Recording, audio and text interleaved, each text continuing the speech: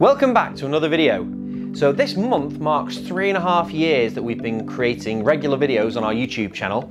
And this year we've seen an explosion of growth. So we've had just under 20,000 new subscribers this year.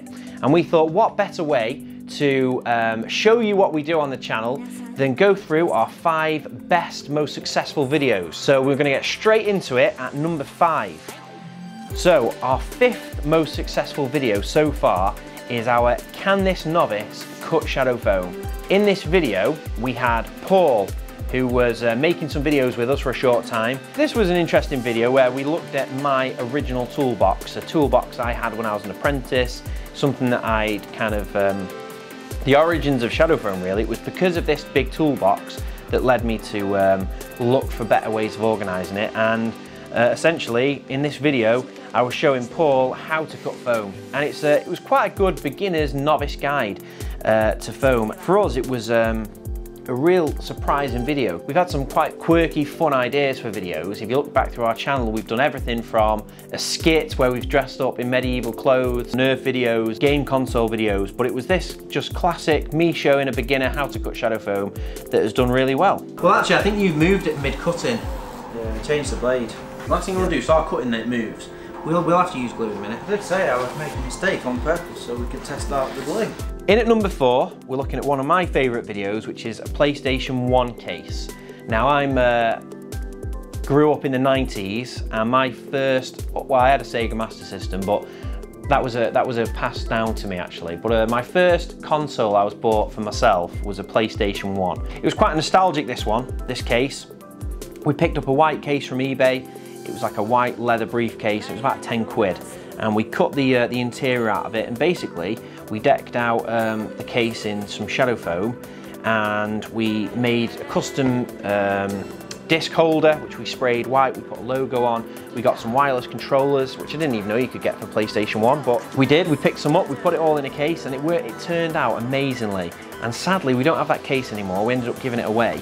But yeah, that was one of my favourite videos. I think when we put that video up on the channel, it just sat on a few hundred views for months, and then out of nowhere, it got recommended by YouTube and it skyrocketed up to nearly 1 million views. So we were really pleased with that one. So in at number 3 is our PS4 portable case, which was essentially an ABS plastic case with a screen fixed in the lid connected to a PlayStation 4 with controllers. And this has probably got the most comments out of all of our videos, and 95% of them all say this PS4 is going to overheat.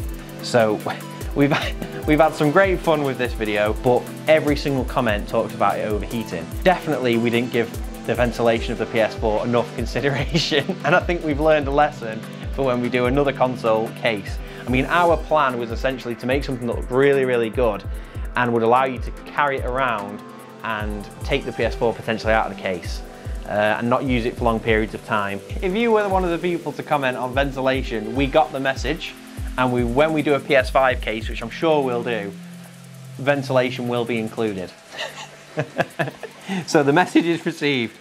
In at number 2 is the Epic Nerf case. Now sadly, the PS1 case we ended up giving away, but this one we've still got. It was kind of a last minute video idea. I had been buying secondhand Nerf guns on Facebook, and a few cases whenever I saw something pop up, with the view of making a Nerf gun wall potentially, or doing something.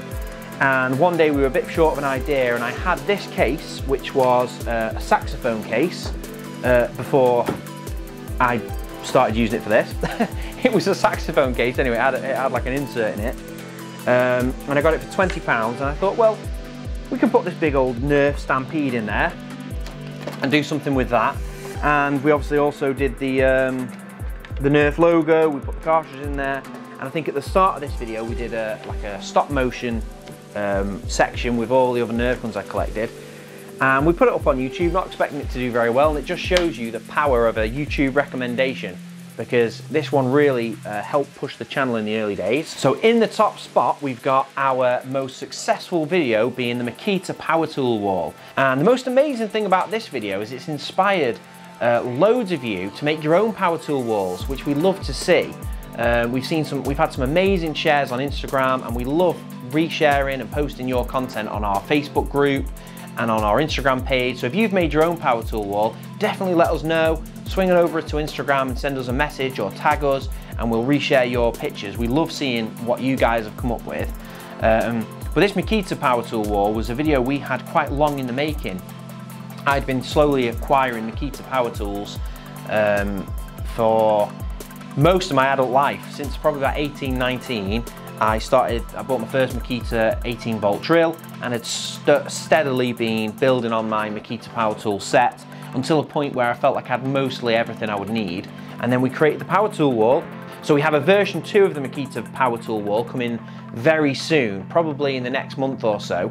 We're going to be redoing the Makita power tool wall, and we're going to be taking the batteries out. We're going to be adding some more power tools to it, and we're going to be rejigging the design, including a charger in the design, maybe even changing the color, maybe changing to easy peel. But if you want to see that and stay tuned for that, you got to make sure you subscribe with your notifications turned on so you're ready for when it pops up.